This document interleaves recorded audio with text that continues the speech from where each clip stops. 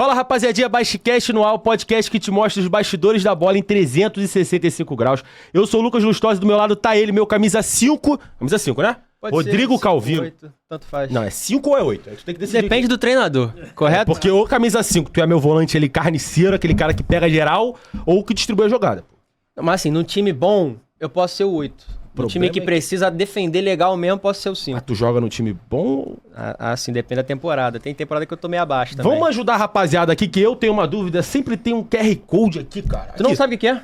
Não, vamos fazer de pão aqui só pra a gente fazer um merchan aqui agora. Conhece vai. 365 Scores?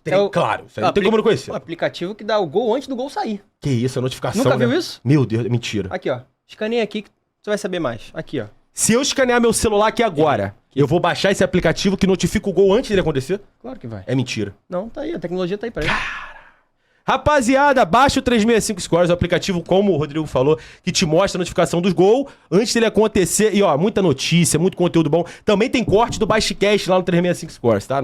Tem mesmo, porque eu subi, tem sim. Hoje a gente tá com ele, Alexandre Campelo, mestre. Seja muito bem-vindo, muito obrigado pela participação. Prazer. Por ter Prazer topado. nosso. Como a gente tava falando muito em off aqui, cara, é o seguinte. O Basquecast é feito de bastidores. Exato. Aqui é uma resenha, a gente quer que você fique o mais tranquilo possível pra trocar uma ideia, falar da tua vida. Enfim, é pra ser leve, um papo bem descontraído. Tanto que a nossa primeira pergunta já é mais ou menos nesse sentido. O que é mais difícil? Ser cirurgião ortopedista ou presidente do Vasco? Presidente do Vasco, sem dúvida. Por quê? Porque você mexe com emoção, né? Você mexe com paixão, sabe? O clube tem política envolvida, então são muitos fatores envolvidos. Realmente muito difícil. E geralmente, na cirurgião ortopedista, geralmente é um só paciente, né? Aí, pelo menos em São Januário são pelo menos 20 mil. Caramba, É verdade. É uma boa reflexão. É isso. Mas você tem um consultório também, né? Tenho clínica, consultório há muitos anos. Uma dúvida aqui, vai. A gente tava trocando ideia na produção ali antes. Aí a gente ficou assim, pô, já pensou se ele E tá ao lá... contrário, desculpa, ao não, contrário claro. do que muitos imaginam, eu nunca parei de trabalhar enquanto presidente do clube. Então, assim, a minha vida como profissional médico, ela continuou, óbvio, diminuiu um pouco de intensidade durante o período em que fui presidente, mas continuei trabalhando todo o tempo. É sério, quando você era presidente do Vasco, Sim. tinha uma operação aí? Vou operar o Jefferson ali, rapidinho. Esperava. Pô, que irado. Você tem o consultório, a gente foi conversando na produção, assim... Será que, pô, tá lá, ele tem o consultório dele. Aí já teve algum papo de bastidor de um torcedor, ou de rival, ou do Vasco que chegou lá e falei, Campelo, presidente, vai me operar o meu joelho, assim, assado. Já teve alguma coisa do tipo, assim, de bastidor de resenha? Tem, todo dia. Cara, assim, o futebol, ele tem uma repercussão muito grande, né? Sim. O futebol é um canhão, né? Então, assim, é comum. Torcedor vascaíno que vai no consultório porque é vascaíno, porque conhece a minha história, e aí porque quer ser tratado por mim. Assim como tem flamenguistas que vão lá, porque entendem, né, que a minha prática com o esporte, com a atividade física, tratando de atletas, me confere, digamos assim, um diferencial. E eles vão até o consultório. Então, é comum. Às vezes o cara vai de camisa do Flamengo para me sacanear. Ó, eu vou errar o joelho, hein? Vou operar o olho. É o que eu digo. Tu diz isso mesmo? Tá brincando com a sorte. O meu cirurgião, eu fiquei desesperado, porque eu operei o LCA, também falava pro cara, pô, tu vai operar direito aí, cara. É o direito, pelo amor de Deus. Tu bota a seta certa Já aí. botar a setinha assim. Mas já e pensou? se for o esquerdo, opera direito ou não opera? Não pode operar esquerdo, mas opera o esquerdo. É? Se eu voltar a andar e correr, eu opero Então esquerdo não mesmo. opera direito.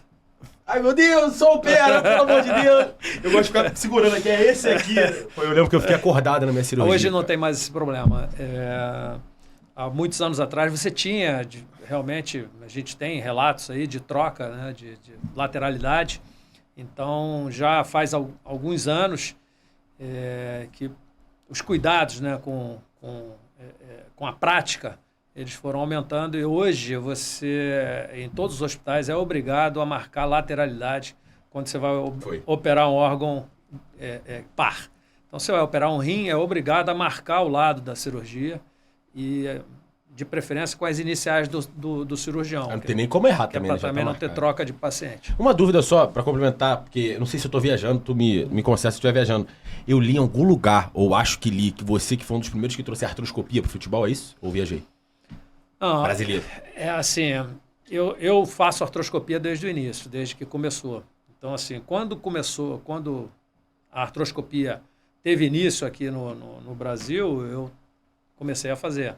Então, assim, eu lembro que na ocasião tinham poucos cirurgiões que estavam começando a fazer artroscopia aqui no Rio de Janeiro, e eu fui um deles. Até na época eu era médico do Exército, eu fui o primeiro oficial médico a fazer artroscopia no Exército.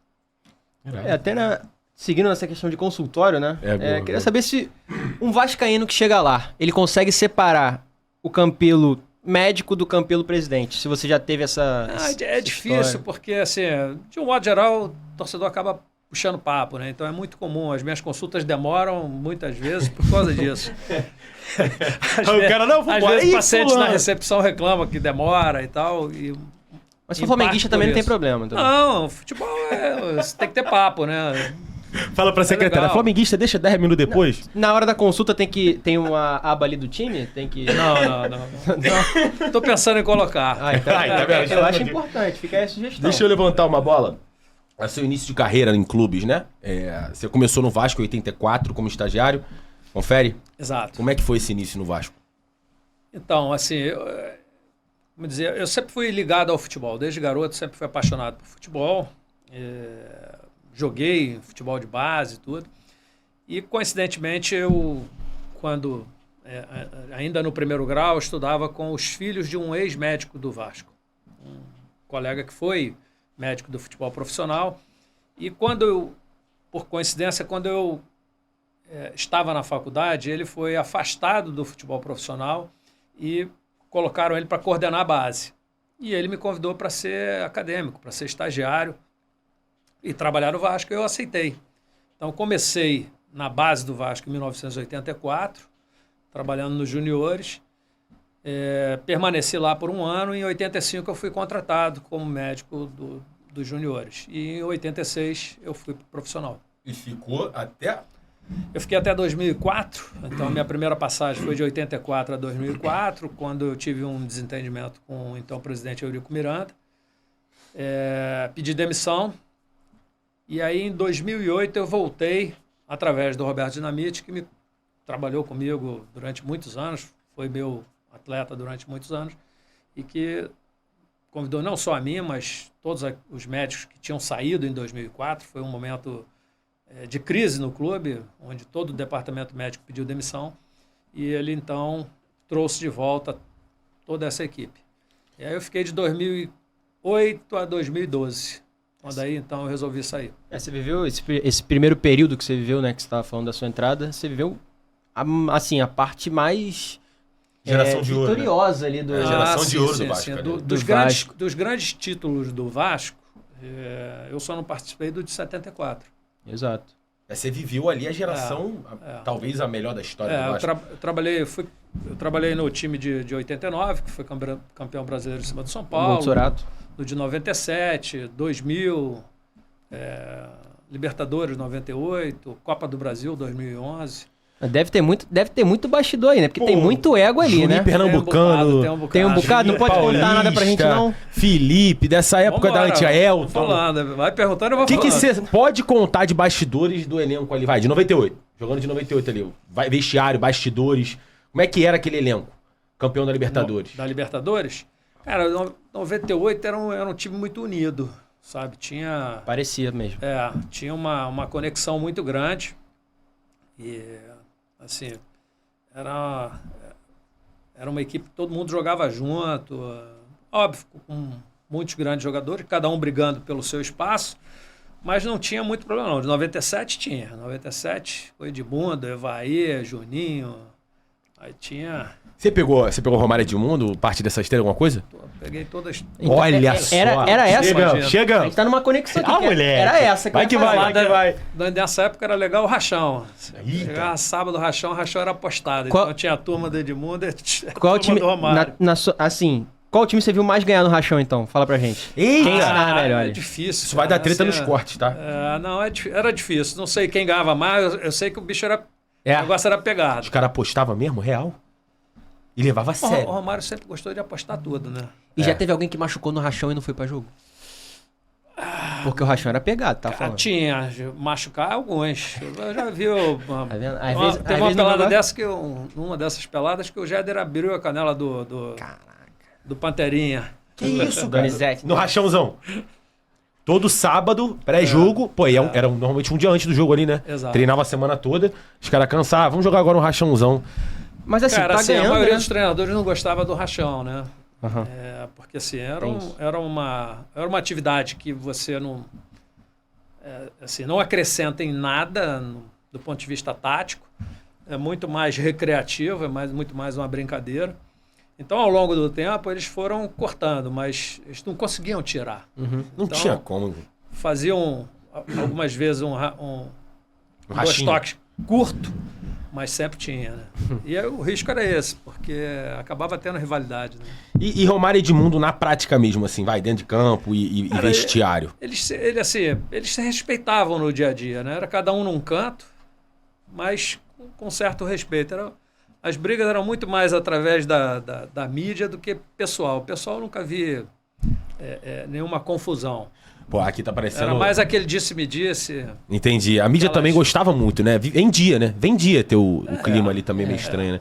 Aqui tá parecendo um Na fã. realidade, o futebol, assim, o que vende é o bad boy, né? Sim. É, O bom moço não... é. E para te ser sincero, eu até vim pensando nisso. Eu, no meu time, prefiro os bad boys. Tu prefere os caras... Sai na porrada, mas no final vai Resolve. lá e ganha o jogo. Resolve. Recentemente a gente tem vários Eu aí acho, também. eu vou nessa linha, mas eu acho que tem que ter uma mescla, entendeu? Não pode, tem que ter o cara que vai fazer isso, que vai cobrar ali o juiz, alguma coisa, o time adversário, mas também não pode ser tão... Cara, isso né, competição, cara? Não pode é ser isso. muito bonzinho, não. É porque isso. o resultado é que manda, irmão. Se É. tu for bonzinho ou Mas você malzinho e ganhar... Tem que ter ética, tem que ter respeito, mas... Tem que saber que tá é representando uma competição, meu torcida ali amigo. também. Não dá pra ser muito bonzinho, não. É isso. Que loucura. Não, e também a gente tá falando de, pô, vários anos com vários jogadores referência. Sim, né? Só no sim. Vasco ali eu consigo listar alguns. Vai. Juninho Paulista, Juninho Pernambucano, aqui a gente anotou Júnior vários. Baiano, Odivan... O Carlos Paulo Alberto. Galvão. Pô, Galvão. uma dúvida, rapidinho, só te Claro. cortar aqui. Celso Barros esteve aqui também e ele falou do Euler. O não sei o que do Vento. Filho do Vento. Filho do Vento. E aí ele acabou parando a carreira por conta de uma lesão grave, não foi isso? Você chegou a trabalhar com o Euler ali no Vasco? Trabalhei com o Euler bastante tempo. A época era Romário e Euler. Eu lembro Isso. até de uma ocasião que o Euler era o cara que abasteceu o Romário, né? Uhum. E aí, num dado momento, venceu o contrato do Euler. E discute pra cá, discute pra lá, não sei o quê. Quem renovou o contrato do Euler foi o Romário. Claro. Uma coisa leva a outra, né? É, E aí Não, ele pô. ficou. ficou. Mas ele realmente teve que acabar a carreira. Eu não lembro, eu não confesso que eu não sei da história direito. Eu só sei que o eu Celso não Barros vivi falou isso. muito isso porque foi depois do Vasco. Entendi. Mas eu sei que ele teve, de fato, uma lesão importante. Assim como o que jogou no... Foi campeão pelo Vasco em 2011 também. Dedé? Dedé? Não, o atacante. Que fez o gol contra o Coritiba. Caraca, o Éder Luiz. Éder Luiz. O Éder Luiz. Éder Luiz também teve uma Cara, lesão é. importante. Tinha um joelho As valgo, perninhas que a meio gente chama, assim, né? né? Aquele joelho para dentro. Sim. E fez uma lesão de menisco importante.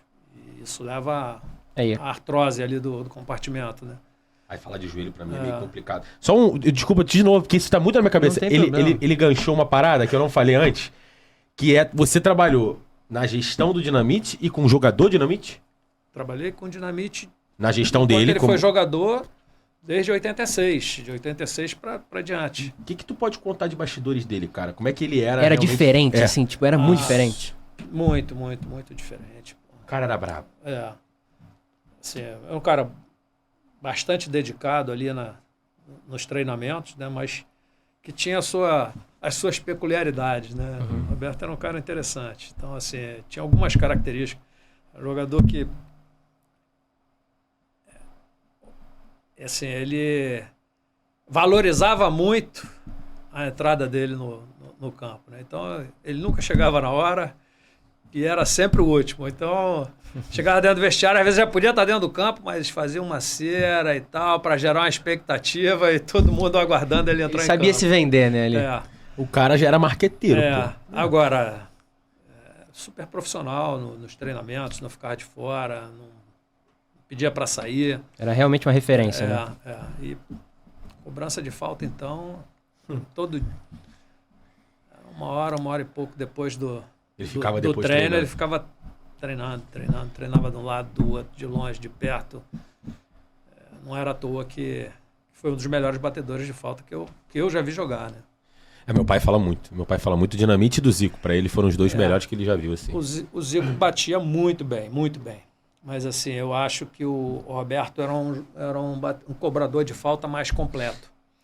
O Roberto batia a meia distância, longa distância, curta distância, batia no lado do goleiro, por cima da barreira. Completo. Embaixo. Então, assim... O cara era completo. Segue aí, jogador. Não, então, ele já até citou, a gente tava tentando desvendar o nome de 2011, veio um nome à tona que eu acho que também é muito referência no Vasco, que é o Dedé, que também teve que parar por causa da lesão do joelho. Sim. Queria saber se, tipo assim, ele veio do nada, né? Ali nos bastidores, o Dedé não era tão comentado assim, não era um nome badalado na época, assim. Grande revelação. E Exato, tudo. ele veio de um clube pequeno do Rio, veio do Volta Redonda, se eu não me engano. Na verdade, ele veio do Volta Redonda, não tinha ali muito prestígio, mas tinha algumas pessoas que enxergavam muita qualidade nele. Potencial ali, né? Um deles, o Paulo César Guzmão. PC Guzmão. Sempre falou disso, sempre achou que ele tinha muita qualidade. Ele veio muito menino, de um time pequeno, no meio de um time já com alguns jogadores consagrados, como o próprio Carlos Alberto e tudo. Mas no momento que foi dado a chance, ele deslanchou, né? Então, aí ele deslanchou, foi pra seleção brasileira até, né, cara? Um craquezaço, todo mundo achava que ele ia Europa, um zagueiro, um dos melhores do Brasil e tudo mais. E aí depois, obviamente foi depois da situação do Vasco, ele teve várias lesões, ele parou a carreira também por conta de problema no joelho, né? Crônico, né, também. Crônico no joelho. O que acontece é que o Dedé, primeiro teve uma lesão de ligamento, né? Sim. Eu não sei exatamente qual foi a ordem, mas ele teve uma lesão ligamentar de cruzado, com uma pequena complicação, mas ele teve uma lesão de cartilagem. A lesão de cartilagem para o atleta, ela é mortal, né? A gente tem aí, se você pegar a história, você vai ver, se não me engano, o Van Basten foi um jogador, né, que era um cracaço e teve uma lesão condral e não conseguiu dar sequência por isso. Quando você tem lesão de cartilagem, é um problema muito sério, porque a cartilagem ela não regenera. Vai desgastando ali, né? Já era. E vai levando a um desgaste da articulação. Para o atleta de alto rendimento, isso é mortal, porque o joelho passa a inchar, a articulação incha, dói, inflama. A carreira que já é curta fica mais curta ainda, né? Exato. Que quanto mais você força, mais vai... Uma dúvida como telespectador e peladeiro. É você como cirurgião ortopedista. Muito se lê sobre a tecnologia chegando na medicina, né? E o rompimento de LCA no mundo é uma das lesões mais comuns, talvez, em jogadores de futebol. Se não for mais comum, mas é uma das principais que afastam por mais tempo. Multiligamentar ou que seja ligamentar que vai afastar por 8 a 10 meses. Como é o caso do Neymar recentemente. Existe algum avanço tecnológico, existe algum estudo tecnológico que diminua esse tempo, que tenha algum outro de trabalho além da artroscopia ou de prevenção? Não sei, tá? Tô jogando pra você essa pergunta porque é uma curiosidade de muita gente, cara. Então, assim, eu estudo o ligamento cruzado anterior desde 1988. Tem um tempinho. Então, assim, eu acompanhei toda a evolução do tratamento da lesão ligamentar, né? Então, assim, só para vocês terem uma ideia, isso não é da época de vocês, mas lá atrás se discutia que enxerto usar e se usava alguns enxertos que hoje a gente sabe que não sequer podem substituir o ligamento cruzado. Então, não existia um conhecimento grande sobre o ligamento cruzado e se tentava substituí-lo por algumas estruturas que não tinham resistência suficiente para substituí-lo. Isso até que um francês, Dejoux, utilizou o terço central do tendão patelar. E aí, a partir daí, os trabalhos mostraram que o tendão patelar, por exemplo, ele tem 130% da resistência do ligamento. E a partir daí, os estudos foram avançando e essa cirurgia ela vem evoluindo muito ao longo dos anos. Quando você fala de prevenção, assim, o que mais existe de prevenção, o que melhor pode ser feito à luz do conhecimento atual, né, é o que as equipes já fazem e que muita gente não tem conhecimento. Além daquele treinamento todo que você vê o jogador fazer no campo, com trabalho técnico, trabalho tático, existe um treinamento que é feito dentro do salão de fisioterapia que é fundamental, que é o trabalho de prevenção. E, inclusive, a FIFA tem um trabalho em cima disso, onde eles desenvolvem, a partir de conhecimentos coletados no mundo inteiro, eles desenvolveram alguns tipos de exercícios que são de prevenção, que a gente chama de exercício de propriocepção. Então, só para você ter uma ideia, no basquete feminino dos Estados Unidos, se observou que o número de lesões de ligamento cruzado, levando em conta o número de participantes, era muito maior no basquete feminino do que no masculino. E isso mudou a partir do momento em que passou-se a fazer treinamento de propriocepção. No masculino? Não, no feminino. No feminino. Entendi. As mulheres tinham muito mais lesão porque elas tinham déficit de propriocepção. Entendi. Que, em última análise, é o equilíbrio. Entendi.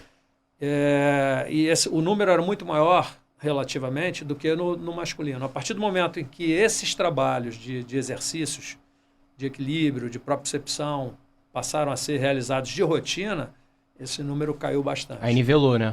Aí nivelou. Então, assim, hoje, com toda a evolução do conhecimento, o que ainda pode se fazer de melhor na prevenção é isso.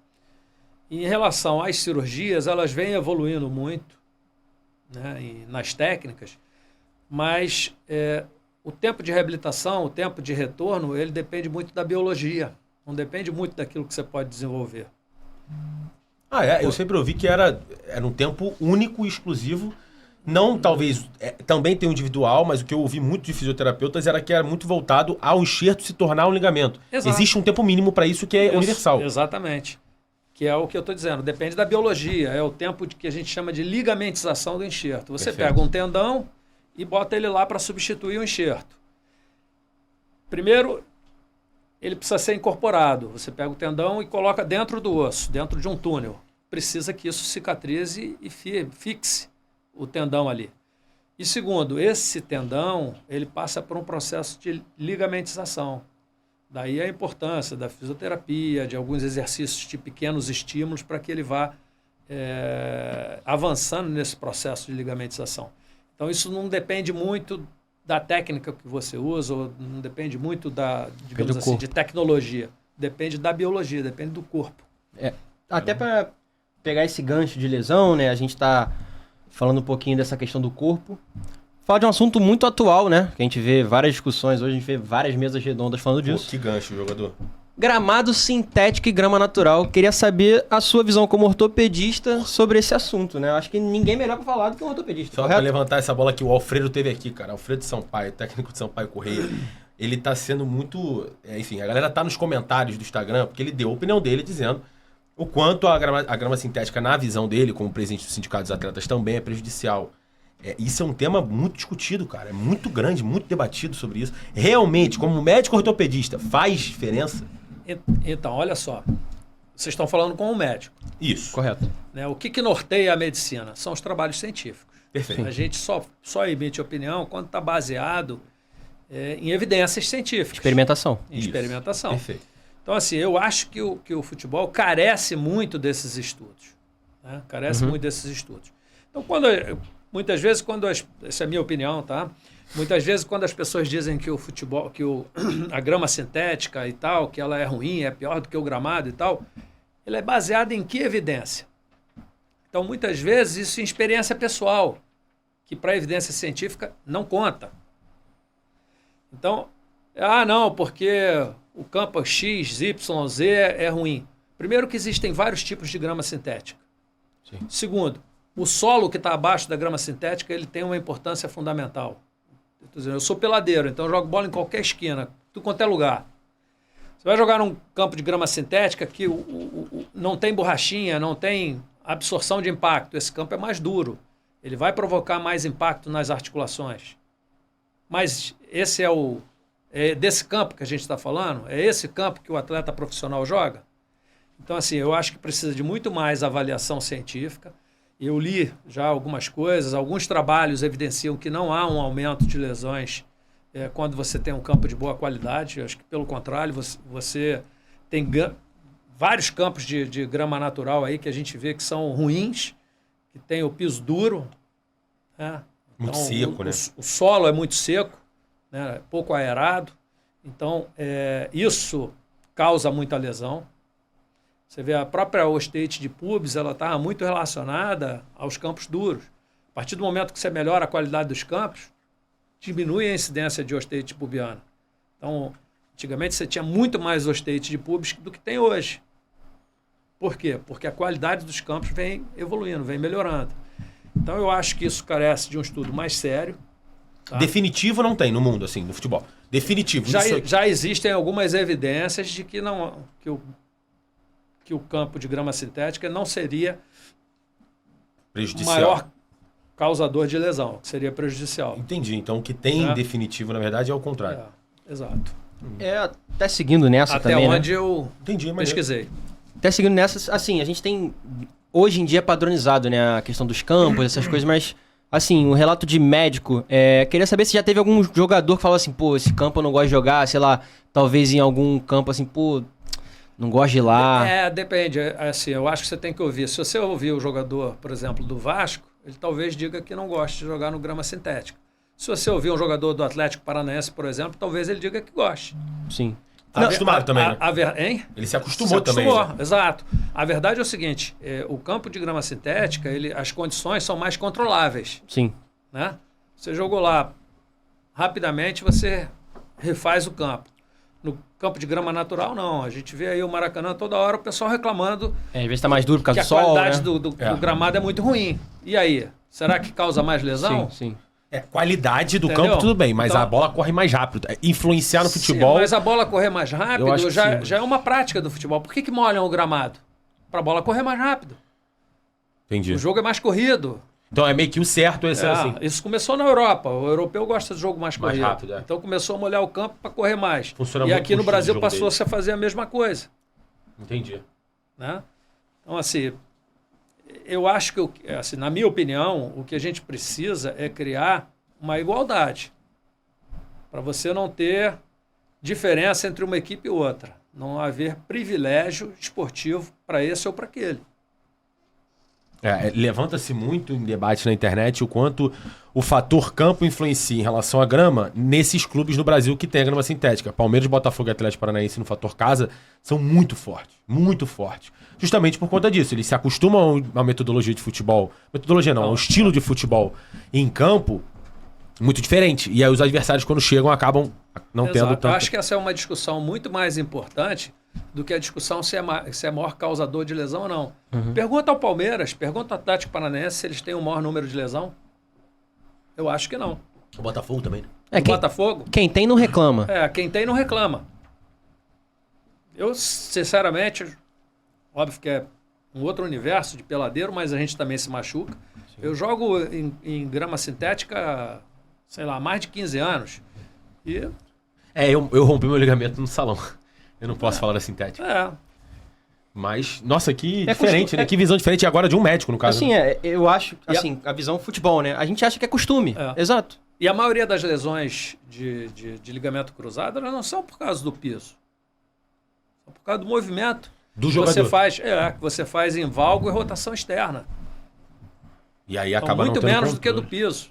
Tem mais a ver com equilíbrio. É só você ver que a maioria das lesões, elas ocorrem sozinho. Rotação. É verdade. Sem um adversário tendo contato. É verdade. Óbvio que tem uma série de lesões em que o adversário fez contato, mas muitas lesões, e você pode observar isso, elas ocorrem independente da ação do adversário. O indivíduo sozinho torce e rompe o ligamento. Veio todo mundo na cabeça. Ronaldo, veio Neymar, veio Bruno Henrique, veio Dudu. É isso. Veio eu, craque. Mesmo nível, prateleira. Eu nunca vi, né? Rapaziada, não, em breve. A rapaziada tá fugindo do futebol da Pelada 365. Fica aí o convite. Deixa eu lembrar a galera pra se inscrever aqui no canal. Comenta o que vocês... Quer uma aguinha? Quer reforçar a água aí? Tá cheio? Tá tranquilo. Vamos reforçar pra galera curtir, comentar o que tá achando. A gente vai entrar no assunto Vascão. todas as minhas dúvidas, quase todas, em off a gente troca mais ideias sobre o LCA, sobre ortopedia. A gente continua. Então, ó, baixa o aplicativo que tá aqui, ó. Lê esse QR Code, baixa esse aplicativo, curte o vídeo, comenta e compartilha com todo mundo, porque a pauta é muito boa. E a gente tem 3 dias inteiros pra falar contigo sobre o Vasco da Gama. E vamos de Vasco, então? Bora. Posso fazer essa transição? Vai que vai. A gente falou que você participou, né, do Vasco, do maior Vasco, assim, das épocas que o Vasco foi mais Geração de ouro, vitorioso, né? Mas também teve a época que o Vasco foi mais conturbado, talvez um dos pontos mais baixos, assim, da história do clube. Como é que foi essa diferença, esse comparativo entre esses dois Vascos que você viveu? Assim, eu acho que o Vasco viveu um período assim eu diria de decadência, e essa decadência ela começou internamente, né? Começou com o afastamento de grandes figuras e de grandes empresários, na medida em que... E aí eu faço até uma correlação com a questão migratória, né? Então, o Vasco é um clube que que foi fundado por portugueses, era um clube da... Corte portuguesa, cara. Da colônia portuguesa, de raízes Brasil, portuguesas, né? De raízes portuguesas, e frequentado sempre por pessoas que tiveram sucesso, por grandes empresários que representavam essa colônia. Se você for olhar historicamente, essa migração de Portugal para o Brasil, ela se deu lá atrás e parou. E essa geração ela foi envelhecendo e acaba que ficando naturalmente decadente. E muitos deles se afastando. E eu acho que nesse período o Vasco foi, pela ausência dessas pessoas, acabou sendo tomado por alguns grupos, por algumas pessoas que não tinham, digamos assim, o mesmo padrão, não tinham a mesma qualidade, talvez, que esses portugueses tinham. Então, eu diria até que assim, isso é fundamental, é um fator fundamental nessa decadência, porque houve um apequenamento também do quadro de sócios do clube. E isso acaba resultando na direção, acaba resultando na condução do clube. O Vasco passou. A meu ver, teve... Puxa o microfone um pouquinho mais perto, assim, só por... Isso. O Vasco, a meu ver, teve alguns problemas, alguns erros no seu curso, no que diz respeito a estratégias. Então, acho que aquele momento ali da Olimpíada foi bacana, o Vasco conseguiu montar uma equipe olímpica fantástica, estar na mídia e tal, mas a que custo?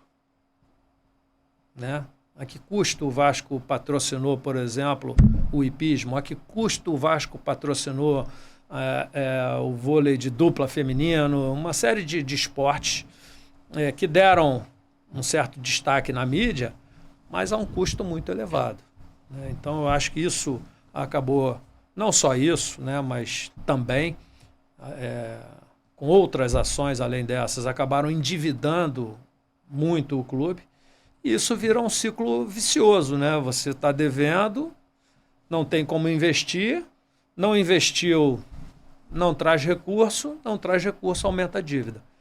Então, acho que todo esse histórico do Vasco, ele passa por esse endividamento, por essa queda, né? Essa decadência, digamos assim, que o Vasco experimentou nesse período.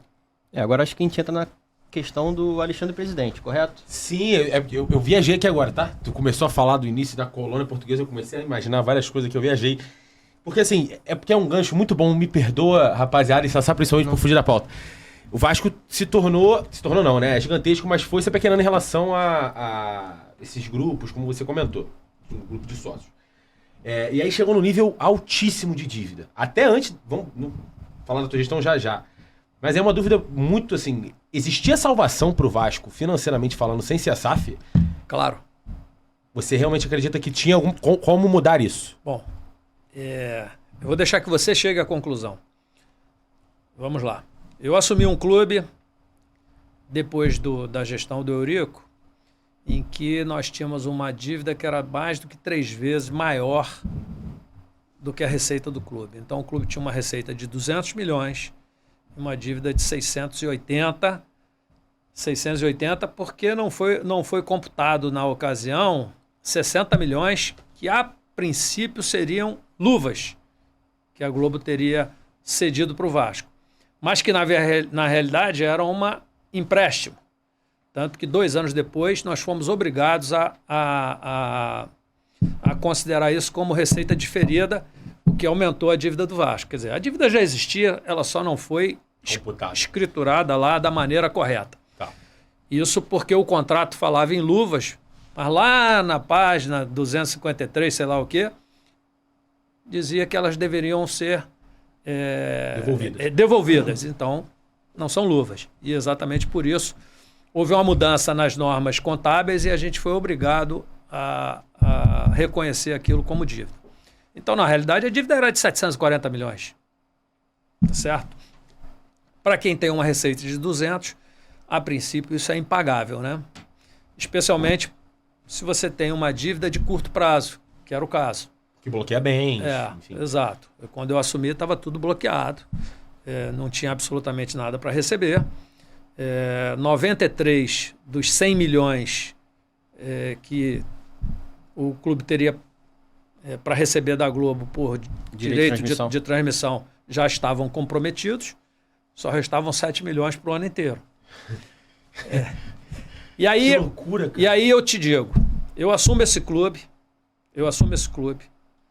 com 15 penhoras nas receitas da Globo, 15 penhoras que giravam em torno dos 45 milhões, um clube que tinha 7 mil sócios pagantes, que não tinha nenhum patrocínio na camisa, uma infraestrutura bastante comprometida, e aí 3 anos depois, sendo um deles de pandemia, eu entrego um clube que chegou a ter 185 mil sócios torcedores pagantes, que tirou todas as penhoras das receitas da Globo, que construiu 2 centros de treinamento, que já tinha lá uma receita de patrocínio na camisa de mais de 20 milhões, se não me engano, 29 milhões, com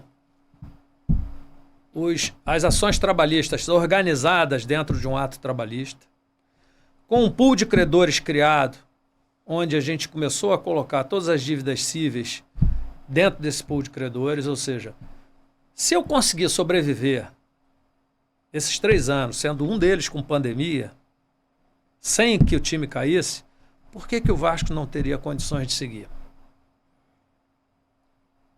Me responda. Não, eu tô refletindo aqui. Porque, beleza. Hã? Eu tô refletindo aqui na minha mente. Como que você conseguiu fazer isso, então? É uma questão de tenacidade. Tenacidade? Como assim? Você tem que sentar ali, arregaçar a camisa e trabalhar. Entendi. Tá certo? Então, eu criei as condições para que o clube pudesse mudar. Quando eu assumi o clube era um clube desacreditado, era um clube que tinha uma imagem muito ruim. A gente foi mudando isso, foi dando transparência. Nós chegamos a ser o 4º clube mais transparente do Brasil. Então, isso vai criando condições, quando você vai organizando a dívida, vai criando condições para trazer investidores, para trazer receitas. Retornar a imagem boa. Eu fiz um projeto de estádio. Então, eu ataquei os principais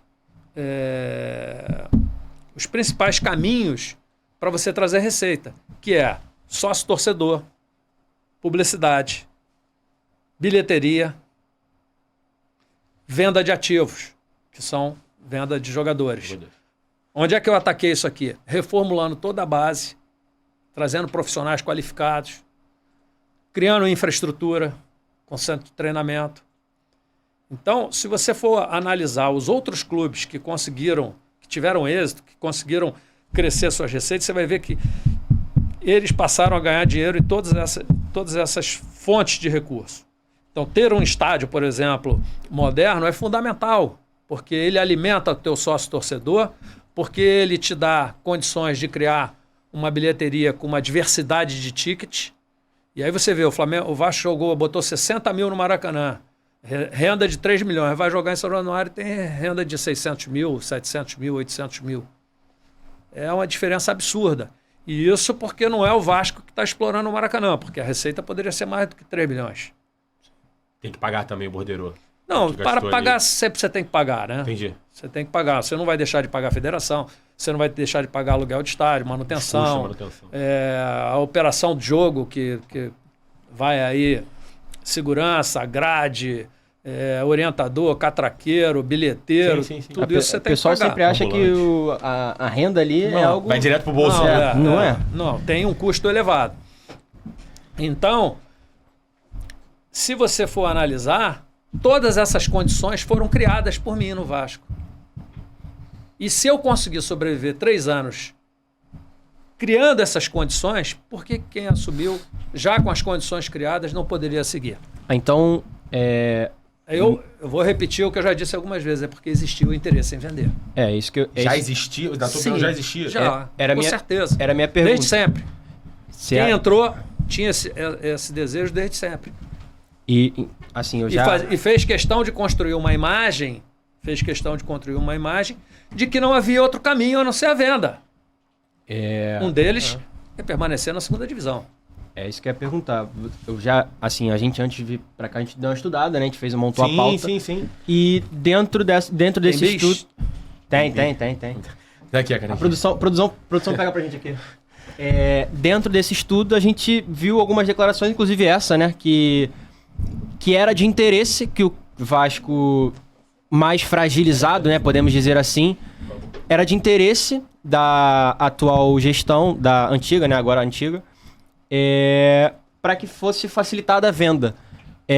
Você pode me falar mais sobre isso? Se você entende que isso realmente era a sua visão, se você realmente mantém isso? Eu não mantenho, eu repito o que eu digo. Quem entrou, já entrou com esse viés. Com esse viés de vender o clube, de transformar o clube numa SAF. Uhum. E aí é uma construção política. Se você quer vender, é mais fácil você vender alguma coisa que está desacreditada. Verdade. É igual mercado financeiro. É mais fácil, no caso, né? Mercado financeiro. Exato. Porque se você está muito bem, por que vai vender? Então evoluindo. Era necessário construir uma imagem para o torcedor de que não existia outro caminho. E aí um dos argumentos é que a política do Vasco é muito ruim. Política é ruim em qualquer lugar. Entendi. Você acha que o Vasco estava pior depois da minha gestão ou quando eu assumi? Não, com os dados que você está falando, obviamente depois. Mas assim, a questão lógica beleza, seguir um planejamento até esse ponto. O Vasco chegou nesse ponto. Só como é que isso realmente foi pro outro lado, sabe? Tipo, acabou caindo e acabou... É o que eu estou te dizendo. Entendi. Quem assumiu tinha interesse em vender. Só pra... Assim, acho que o ideal era a minha pergunta ter vindo antes da sua, porque acho que uma complementa a outra. Mas, assim, a ordem não importa tanto assim. Os fatores não alteram o produto. Você acha que... Vamos inverter. Você acha que tinha como piorar o cenário que você pegou? Você pode piorar. Nada é tão ruim que não possa piorar. Entendi a pergunta agora. Entendeu? Já tava muito mal. Tá. Vou melhorar então. Você acha que a situação que você pegou foi a situação que foi deixada? Não por você. Mas para chegar na SAF. Não, eu acho o seguinte. O Vasco estava numa situação muito ruim. Eu assumi. Comecei a construir um cenário de solução para que o clube saísse daquela condição. Como é que você constrói? É matemática. É igual na sua casa, é igual em qualquer lugar. Se você está ganhando menos do que você gasta, você tem que diminuir o que você gasta e aumentar o que você ganha. Sim. E foi isso que foi feito. Nós trabalhamos para reduzir as despesas. Só para você ter ideia, no primeiro momento eu mandei 134 embora. A gente vai chegar nessa questão. E não foi à toa. Difícil. Que dentre esses, tinham 6, por exemplo, que ninguém sabe quem é. na portaria. Só na portaria tinham 6 funcionários desconhecidos. Então eu reduzi o custo, eu qualifiquei os setores todos, saí qualificando, pagando menos. Então, por exemplo, na contabilidade eu saí de 100 e tantos mil de custo de pessoal para 30 mil. Dentro... A meu ver, com mais qualidade. Então eu fui reduzindo as despesas, reorganizando a casa e fui atacando os pontos que são primordiais para que um clube aumente seus recursos. Se você pegar lá o Grêmio, onde é que o Grêmio ganha dinheiro? Estádio, No estádio, patrocínio, venda de jogadores. Camisa, né? Camisa até é pouco. O pessoal acha que camisa dá muito recurso. Não é verdade. É pequenininho o royalty. É sócio, no caso. É sócio, é publicidade, é bilheteria, tudo isso. Eu fui criando as condições para isso. Precisa de infraestrutura. Eu construí 2 CTs. Eu reformei a pousada do Almirante para você ter condições. Porque, entenda, se você é jogador lá do Arapiraca e se destacou e tem o Palmeiras e o Vasco interessado em você, você vai para o Vasco para dormir embaixo da arquibancada e comer pão com ovo, ou você vai para o Palmeiras para morar num CT bacana e comer uma alimentação boa? Complicado, né? Então, eu reformei a pousada do Almirante, eu construí uma nova escola até que agora comemorou aí, acho que se não me engano, 20 anos de fundação pelo Eurico. Eu refiz, era um prédio velho, caindo aos pedaços, eu botei abaixo, construí uma nova. Tudo isso sem recurso. Como é que o Vasco não era viável? Como é que o Vasco não era viável? Mas era importante criar essa narrativa de que o clube não tinha solução. Porque se você não cria essa narrativa, por que você vai vender algo que está se encaminhando para a solução? A própria torcida ia ficar contra, né, no caso. Exato. Se tinha solução. Mas, se o time caiu, continua na segunda, não vai. Só vendendo. Cara, eu tenho 2 ganchos aqui. Eu queria, assim, perguntar, você falou de muitos gastos, né, que o clube tinha. Acho que, de repente, assim, curiosidade mesmo, tinha algum gasto que você olhar e falar assim, cara, que isso? Tipo, cara, gasto é gasto. Ao longo do tempo, você vai criando uma série de coisas que vão aumentando os seus gastos. Se de vez em quando você não der uma olhada na tua vida e ver onde é que eu posso enxugar, daqui a pouco você está com um gasto elevado. Então, isso é um exercício permanente, a meu ver. Então, mas, tipo assim, tinha alguma coisa, você olhava lá no balanço, você olhava assim, cara, isso é um absurdo. sei lá, essa piscina tá gastando muito. Tipo, alguma coisa absurda que acontecia no Vasco, assim, diferente. Tem, pelo visto tem. Absurdo sempre tem, em todo quanto é lugar, né? Isso aí sempre tem. Mas muitas vezes é questão de ótica. Eu posso achar que essa caneca aqui é muito cara e querer uma caneca menor. Você pode achar que ela é importante, porque... né? Então tinha muito gasto por gosto próprio ali, eu acho. Ficou meio assim. Por questão de visão. Cada um tem uma visão administrativa. Entendi. Entendeu? Entendi. Por exemplo, o custo em televisão era pequeno. Eu aumentei o custo, eu aumentei o gasto na Vasco TV. Que hoje é uma... Você pode achar que, de repente, estou jogando dinheiro fora. Não, hoje é um case de sucesso. Pois é. Mas alguns podem achar que é um gasto excessivo. Acho que então, assim, modéstia à parte, fui eu que impulsionei a Vasco TV. A Vasco TV era um negocinho pequenininho, 2 caras com o celular gravando. Eu cheguei ao ponto de transmitir jogo, porque entendi que aquilo é uma ferramenta que pode trazer recursos para o clube. Então, fui investindo. Fui comprando equipamento, fui trazendo pessoas, contratei... Inicialmente terceirizei, depois contratei definitivamente. Eu acho que dentro disso a gente pode já perguntar, né? Como é que você avalia a sua passagem como presidente do Vasco? Se você faria alguma coisa diferente, se você se arrepende de alguma coisa? Olha, me arrepender, eu não me arrependo de nada, né? Eu acho que foi de regular para bom, dentro das condições. Para te ser sincero, eu vivo no futebol desde garoto. O futebol é muito difícil. E, assim, por mais que você viva no futebol, por mais que você conheça o clube, eu estou no clube há, sei lá, 40 anos, é completamente diferente o teu conhecimento de clube aqui, entre funcionários, na vivência do dia a dia, de você estar na gestão do clube, especialmente na presidência. Por mais que você conheça, é muito diferente e muito difícil. E é um aprendizado, né? Então, eu acho que esse é um dos grandes problemas do futebol. Eu acho que não é legal você eternizar, por exemplo, um presidente e tal. Mas, por outro lado, essas mudanças, elas criam uma condição muito ruim. Porque o cara que é dono de uma grande empresa, né? Ou é o CEO de uma grande empresa, ele está lá há 10 anos, 15 anos, ele conhece a empresa na palma da mão. Com certeza ele errou e acertou. E ao longo do tempo ele foi melhorando. E você senta lá e já tem que tomar as decisões. Ah, eu conheço futebol e tal. Vai numa reunião na CBF. Vai numa reunião na federação. É um cenário completamente diferente que você certamente não vivenciou. E por mais que você conheça, ele é diferente. Então, você ao longo do tempo vai aprendendo.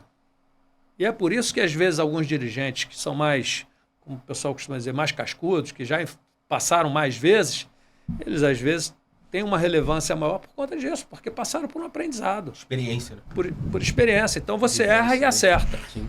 Então, assim, algumas coisas que eu fiz eu talvez não fizesse, ou fizesse diferente, com certeza. Porque isso faz parte do aprendizado. Tá, e agora, já que a gente entrou na questão da presidência, a gente tem que falar da eleição, né? Boa, tava pensando, pô, a gente tá sincronizado, jogador.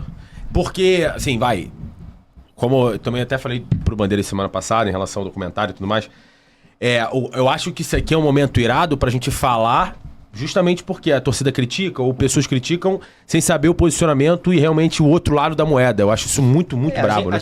A gente aqui é um canal, né? A gente a gente pergunta, mas também dá voz ao entrevistado. A humanidade hoje, ela gosta do julgamento. Não tô defendendo nem atacando ninguém, mas hoje eu vejo muita humanidade gostando de chegar na rede social e julgar se tá certo ou se tá errado, se tá bom ou se tá ruim. Lucas, eu também faço isso porque todo mundo que é ser humano, todo mundo julga. É assim, a realidade é essa. Só que Lucas, gosto de julgar, caso, enfim, eu erre ou não. Ouvir nos dois lados. Exatamente. Então, o que eu queria te ouvir também, eu acho que é importante esse canal pra você se comunicar, sobre a eleição do Vasco, sobre as críticas da torcida, sobre a situação dos beneméritos terem te escolhido e não os sócios, torcedores, sobre declarações. Eu acho que é importante esse caminho. Até pra complementar, né, tipo, eu anotei aqui porque, assim, a gente vai e olha as redes sociais como um termômetro, né? Como é que você vê esse rótulo que ele até passou um pouco aqui falando? Como é que você vê esse rótulo de ter sido eleito pelos beneméritos, assim, a torcida fala, né? O primeiro presidente eleito pelos beneméritos, não pela vontade dos sócios. Como é que você, Alexandre Campelo, vê isso? Bom, de verdade, o que eu vejo é o seguinte. Acho que eu já tive a oportunidade de falar isso algumas vezes, nem sempre com muita repercussão. Mas para começar é o seguinte. Não haveria vitória sobre o Eurico se eu não tivesse tomado a decisão que eu tomei de me unir. Então, a torcida votou na união. Esse é um aspecto também. As pessoas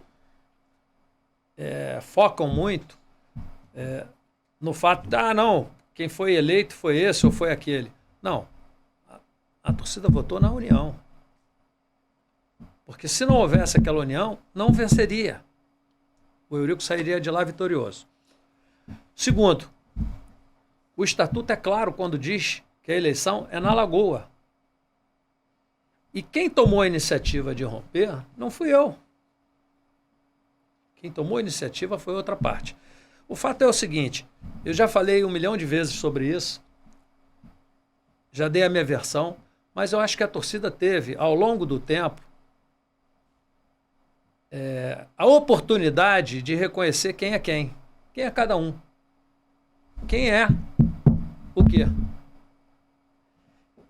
Então, assim, Ao longo do tempo, a torcida foi vendo que uma série de coisas que eu falei e que o outro lado mentia, que o outro lado era dissimulado, que era isso e aquilo, eles foram vendo com o tempo, com as ações do outro. Enquanto a minha postura foi sempre a mesma, reta. O que eu penso, eu falo. Sou coerente com aquilo que eu coloco, sempre. Gostando ou não gostando, é assim que eu sou. Então, assim, ao longo do tempo, muitos torcedores dizem, pô, do que você livrou a gente? Pô, do que não sei o quê? Então, assim, eu acho que esse é um assunto já extremamente ultrapassado, esgotado, porque tudo já foi dito. Então, vale o julgamento de cada um. Uhum. O cara achar que eu traí, que eu sou isso, aquilo, pô, que se dane. Até... Entendeu? O fato é que tudo aquilo que foi pontuado e que eu disse são fatos. O que o outro lado diz não tem fato. É só o que ele diz. Então, é fato que o cara... Eu seria o vice-presidente que ele foi para a Europa negociar sem falar comigo. Isso, o Júlio Brandt, correto? Exato. Que o cara, antes mesmo de sentar com a gente, já estava dizendo quem ia ser isso, quem ia ser aquilo, como fez na reunião que se declarou presidente, que ia expulsar, que ia sentar na cadeira, que ia fazer, que ia acontecer. É isso. Entendi. E, assim, a gente sabe que eleição do Vasco... Assim, eu sei bastante, né? Que a eleição do Vasco é uma parada mais pesada, né? A gente sabe como é que é. Pra galera é quase um BBB, mano. Porque todo mundo fica aí, agora é votação. A gente sabe que vem a eliminar, tem aquela negócio de brincadeira, Lamentavelmente. Né? Que loucura. Inclusive, nessa última eleição, eu fiz tudo para que ela pudesse ser transparente, que fosse tranquila, mas os caras fazem questão de tumultuar. Essa transição, né? Não, a transição não, a eleição mesmo, tá. né? Porque, assim... Eu fiz um recadastramento que era exatamente para acabar com o negócio de morto votar, Exato. De ter gente lá que na hora não tem documento, que não tem não sei o quê, pepé. E os caras fizeram questão de derrubar. Aí mete eleição online, eleição não sei o quê. Todo mundo votou para prefeito, para tudo, indo presencial. Os caras queriam online. Aí contrata uma empresa através deles. Eu nunca vi isso. Ao invés do clube contratar, quem contrata é terceiro. Quem pagou foram terceiro. Não foi o clube que pagou. Que loucura. Quem fez a eleição. Então, assim, os caras fizeram tudo para tumultuar.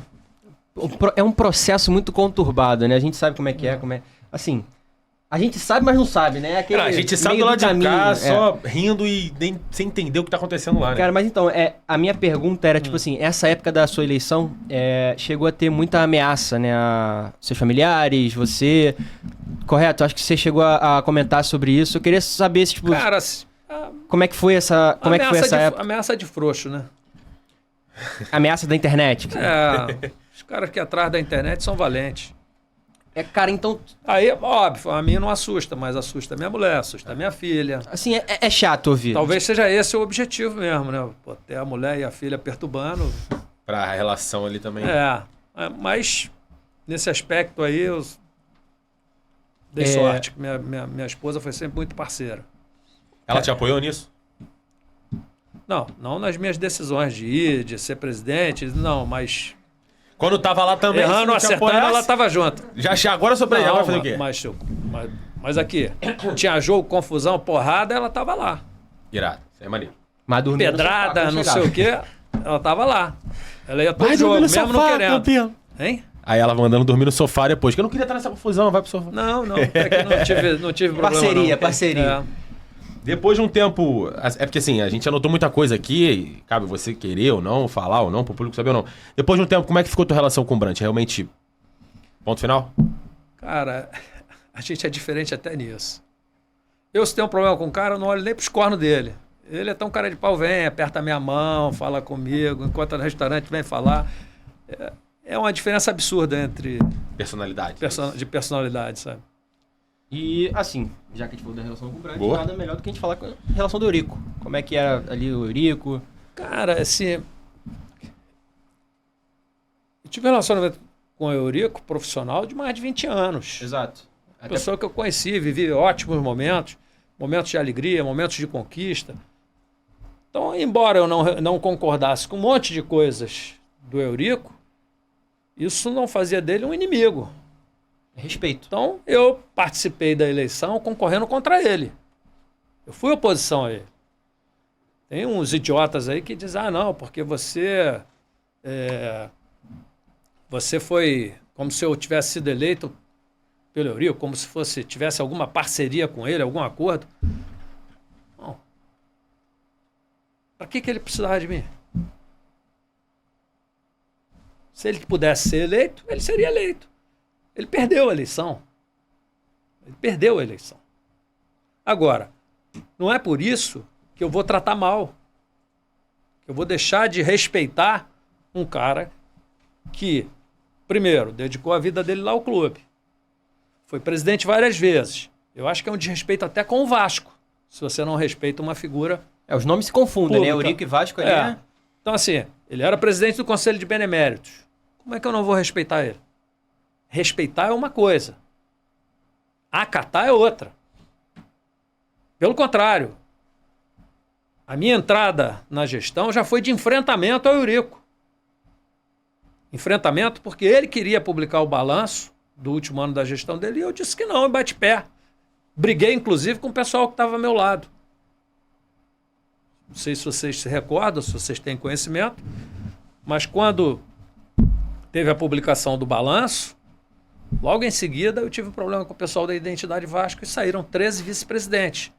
Aquilo ali foi retaliação que os caras começaram a me fazer porque eu não cedi aos caprichos do Eurico, que queria publicar ele o balanço. Eu disse não. A responsabilidade sobre os atos é sua, mas a responsabilidade sobre as informações é minha. Porque você foi o gestor em 2017. Ok. Então, tudo que você fez, que você assinou, toda a movimentação financeira, é de sua responsabilidade. Agora, a declaração é minha. Porque quem tem que assinar e mandar para a Receita Federal é o presidente em vigência. Eu não vou assinar o que eu não fiz. Sim. É como se você tivesse... Então, isso é uma questão óbvia. É óbvio. Então, esse já foi o primeiro embate. E, na ocasião, como o pessoal da Identidade Vasco queria fazer benemérito, queria fazer um monte de coisa, eles precisavam do Eurico. E queriam que eu cedesse nesse aspecto, que deixasse o Eurico fazer. E eu bati o pé e não fiz. Então, eu já comecei a minha gestão tendo um enfrentamento com o Eurico. O que a galera achava que era o oposto, né? E óbvio, depois disso, ele não... Ele participava Eu não- do dia a dia ali? Na sua... Não. O Eurico morreu dentro do Vasco, né, amigo? Ele ia todos os dias pro Vasco. Mesmo doente, ele ia na capela rezar, ele estava sempre lá. E quem é que vai dar suporte? É o presidente do Conselho Fiscal? Não. É o presidente da diretoria administrativa. Então, assim, eu convivi com ele, mas ingerência sobre a gestão, apitar sobre a gestão, nada, absolutamente nada. Nada. Agora, eu recebia ele na minha sala, arrumava para onde ele ficar, dava ingresso de camarote para ele, o que eu acho que era uma obrigação minha como presidente do clube. Ele era um presidente de um poder, mas mais do que isso, ele tem uma história no clube. Sim. Boa. Tem muito conteúdo bom. Tem mais 2 páginas ainda. Eu gosto muito de falar. Eu não gosto de pautas, sou contra pautas, hashtag contra pautas. Mas eu vou seguir. Você falou do Eurico, então eu vou aproveitar o gapzinho, o ganchozinho. Que eu mandei mensagem para alguns amigos vascaínos também, né? Enfim, vou falar com o Campelo, vamos Tem trocar ideia. mais. Pode falar. Eu tive vários embates com o Eurico, mesmo antes de ser presidente, enquanto médico. 2011. Então, assim, eu então. nunca me curvei. E acho até que ele gostava de mim por isso. Porque quando eu divergia de alguma coisa, eu batia a boca com ele. E em 2004, eu pedi demissão exatamente porque ele quis impor uma situação no departamento médico que eu disse que não aceitava, que era inaceitável. E com 20 anos de clube, eu pedi demissão. E ele era o presidente no caso, você pediu pra ele. Então, assim, uma coisa que não tá no meu perfil é essa. Submissão. Entendi. Continuando a questão que eu tava falando com alguns amigos vascaínos também, né? Falando, pô, tem alguma coisa que você queira perguntar? Crítica, enfim, elogio, alguma coisa. E aí ele me levantou algumas bolas. Um abraço pro Alezinho, inclusive. Ele falou do contrato da Lasa. Que aí depois eu fui me recordar também, que foi na época do Eurico. Enfim, cadê o dinheiro? Não pagaram na época? Cadê o dinheiro nesse sentido, né? Um calote, falaram que iam pagar no I. Engodo, né? Que parada foi essa? Eu também não sei quem é que errou ali.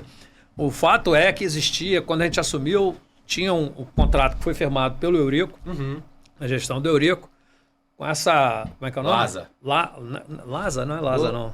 Lasa que eu notei aqui, que era uma empresa farmacêutica. Falida em 2000, vovô garoto. E aí um maluco lá comprou essa massa falida. Segundo eles, tinha um investimento da Índia, com um laboratório belga. Eita. Uma história mirabolante. Mas existia um contrato. Eu não podia fazer nada. Eu achava que o cara não era sério. Achava que o contrato não ia dar em nada. Mas eu não podia fazer nada, senão o Vasco tomava uma multa. É isso. Porra, que loucura. Entendeu? Vigência, não tem o que fazer. Tem um contrato lá. Eu tô vendo. Dizem que assim, né? Tem bigode de gato, tem cara de gato, rabo de gato, pelo de gato, só pode ser gato. Pode ser gato. Pô, mas o que eu vou fazer? Eu não tinha como contrariar, eu tinha que esperar o tempo certinho. Expirar, né? O não cumprimento do contrato para poder fazer alguma coisa. E fiz.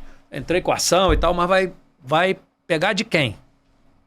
Se aquilo era uma massa falida e o cara um tremendo 7-1. Cara. Tem nem como recorrer. Vai recorrer pra quem? Não era gato. Aí a gente entra nas empresas, né? A gente vai enumerando, boa. né? Aí tem a Diadora. Que você rompeu, né? No seu... Não foi isso? Você rompeu no seu... Sim. Seu mandato. Queria saber, tipo, como é que foi essa questão, se você gostava. A Diadora, eu acho que... Teve um grande problema com a Diadora, que eu acho que foi a estratégia deles. O Vasco, acho que, se não me engano, tinha um contrato com a Umbro. E houve um problema, eles romperam lá com a Umbro, o Eurico rompeu com a Umbro e assinou um contrato com a Diadora. Um contrato em que, assim, muito em cima, sem material esportivo. E aí eles fabricaram um material de transição. Material de transição é um material que você faz com um material de menor qualidade. Aí vocês teriam que entender um pouco mais como é que tudo é aprendizado, né? Eu aprendi sobre confecção de material, como é que funciona esse mundo. Fui obrigado a entender disso por causa do Vasco. Então, não é você pediu hoje, estalou a mão, sai a camisa, não. Esse material, tecido é importado, você pede, leva 90 dias para chegar. Aí você fez uma encomenda de uma quantidade. Aí o time estourou, começou a ganhar tudo. Aquela quantidade lá não vai ser suficiente. Esquece, não vai conseguir mais. Então, assim, a previsibilidade não é muito grande. Bom, mas enfim, eles fizeram um material de transição e o grande erro deles foi colocar a marca Diadora. Eles deveriam ter feito o que lá atrás, se não me engano, a Pênalti fez. Fez um material de transição, explicou que era um material de transição e sem marca. Para não associar a marca. Por quê? Porque naturalmente é um material de baixa qualidade. Então isso queimou. E aí o torcedor já olhava atravessado. Fora que foi no momento, assim, num time horrível, porque foi na Libertadores, né? Isso. Aí o torcedor já olhou atravessado e tal. E nós enfrentamos uma série de problemas com a Diadora. No relacionamento, sabe? Na questão do material, desenvolvimento, logística. Mas especialmente no desenvolvimento, assim... Qualidade? A qualidade do desenho, de tudo que eles faziam, não nos agradava. E aí chegou um momento que, não dá para seguir. A marca está queimada com o torcedor.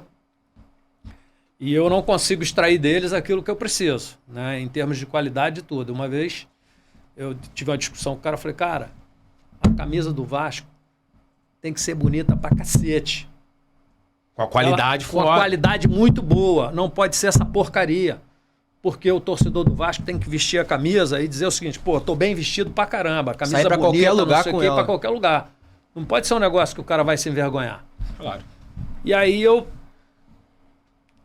pessoal fala muito também, por que não pegou essa ou aquela marca, não sei o quê. Para começar, as marcas não queriam o Vasco. Essas maiores, que eu não vou citar nomes, mas que todo torcedor gostaria que fosse, não queriam. Uma porque já faz a CBF, não tem interesse em outra. A outra porque só pega um em cada estado e com a imagem do Vasco como estava, eles não queriam, mas não aceitavam nem conversar. E uma terceira porque já tinha contrato com o Palmeiras e de exclusividade. Então, não era possível. E aí, o que resta? Bom, dentre todas essas que aí estão, a capa tem uma história no Vasco. A capa tem um apelo afetivo com o vascaíno. E aí eu negociei condições melhores do que a de Adora. E melhor do que uma outra marca, que na ocasião era Pênalti. E aí fechei com a capa. Com a seguinte condição. Quem cria a camisa sou eu. Quem entende da história do Vasco sou eu. Eu que eu digo, eu Vasco. Tá.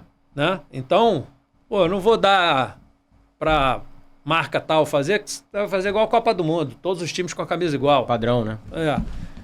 Então, o que eu fiz? Eu trouxe a criação para dentro do Vasco. O Vasco tinha um cara lá que é um artista, um cara fantástico nisso. E a gente, então, internalizou toda a parte de criação. Aí a criação era discutida dentro do clube, com muito mais agilidade. E a camisa, então, era feita. E passou a agradar A torcida como 100% a torcida. Bacana, temos muitos conteúdos ainda pra soltar. Lembrar de novo a galera pra se inscrever, pra comentar, curtir e baixar o aplicativo aqui. Ó, aponta a câmera do celular pra esse QR Code que tá aqui, ó. Eu com a caneta aqui mostrando. Errei lá. É aqui, pô. Aqui embaixo. Aqui. Já pensou a câmera inversa e o QR Code tá aqui? Campelo, esse amigo também, Alesi, comentou comigo sobre o Capris. Vai roubar minha vaga aqui daqui a pouco, hein? Não, pô, Alesi, fechar. Selemé, outra parada. O que aconteceu com o Capris, na visão dele como vascaíno? Porque o Capris ele surgiu muito como algo revolucionário no futebol brasileiro. Os vascaínos tinham isso, meu Deus do céu, com o Eurico no caso, né? Surgiu o Capris, agora tudo mudou em relação à fisiologia do Vasco. O Cavino também comentou sobre como o Nenê tava voando e tudo mais, muito por conta do Capris, e acabou não ficando mais em voga. Ninguém sabe o que aconteceu mais ou menos, se esse parte desse material foi pro CT, ali na Cidade de Deus ou não. O que aconteceu a fundo com o Capris? Cara, só não se usou mais o nome, não tinha um profissional, né, na ocasião. Ainda manteve lá o profissional que estava à frente, ficou ainda um tempo lá, depois ele saiu. Decisão própria? Por decisão própria.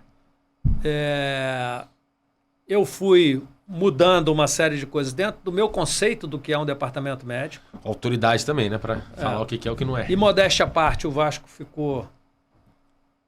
Em 2019, esteve entre os melhores departamentos médicos do Brasil, como um todo. E ontem até encontrei com o Marcos Fernandes, que é quem chefiava o departamento médico do Vasco. E se vocês não sabem, o Vasco exportou profissional para todos os clubes.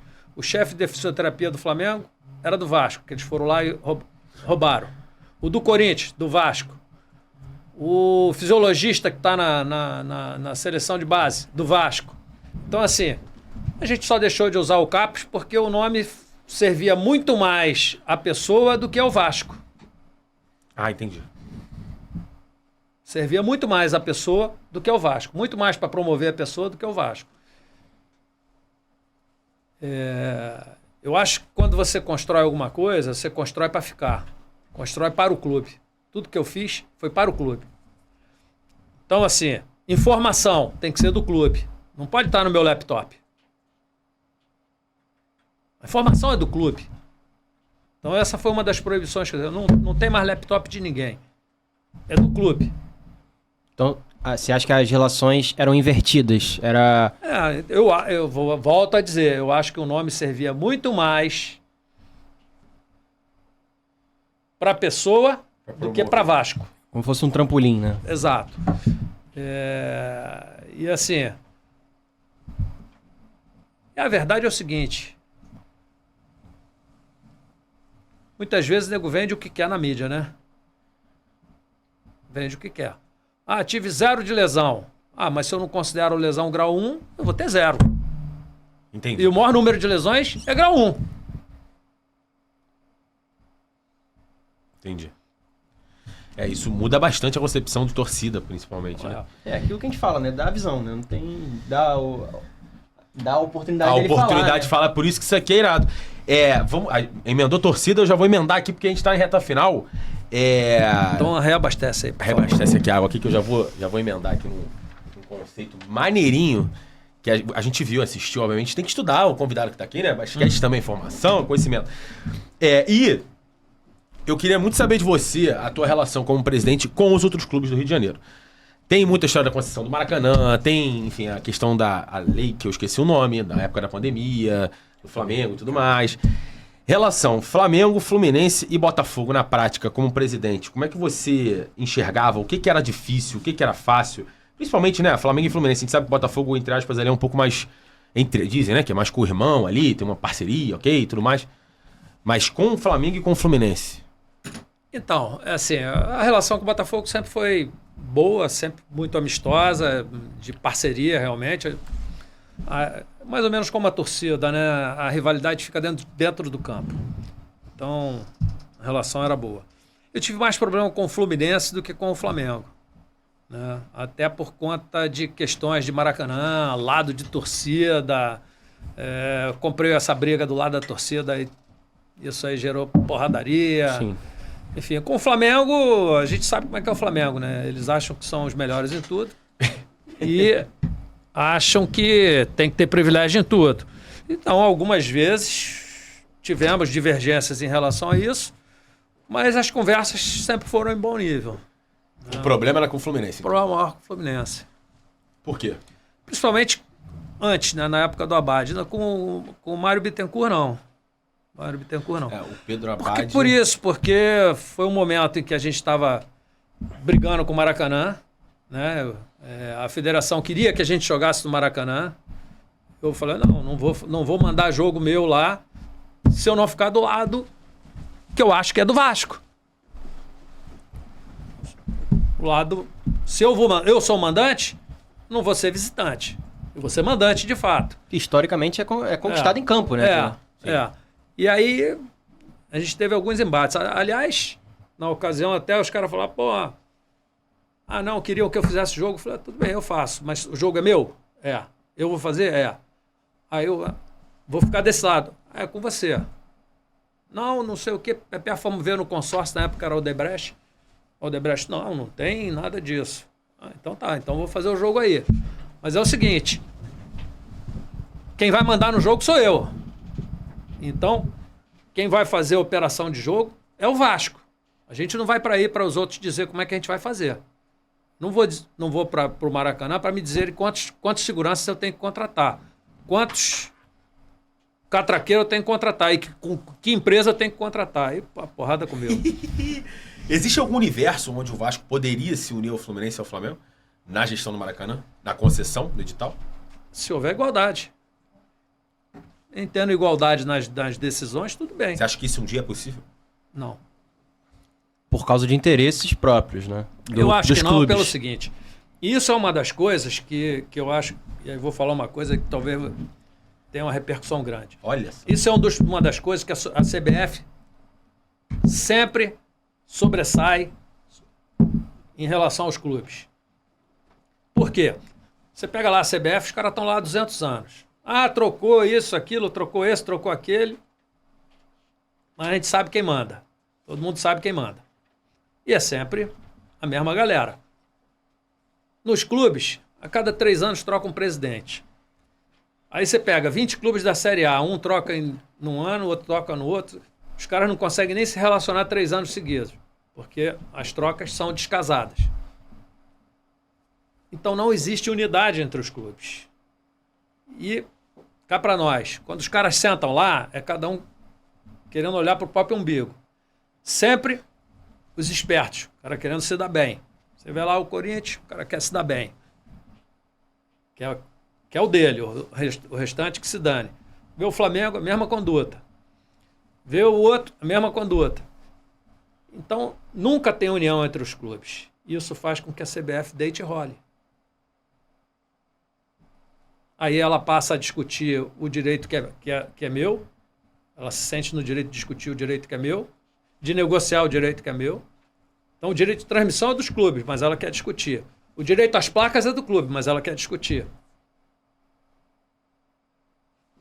Entendeu? Então, fazer muito a coisa acontecer, entre aspas. Exato. Então, é muito difícil por conta disso.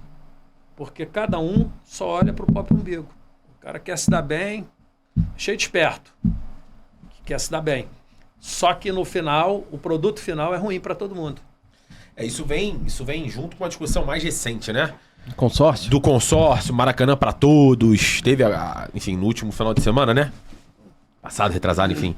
Que o Vasco acabou perdendo pro Nova Iguaçu. Teve essa repercussão toda em relação à camisa, né? Maracanã para todos. Sim, até a discussão do consórcio, né? Da questão de contrato, quem deve mandar jogo lá, quem não.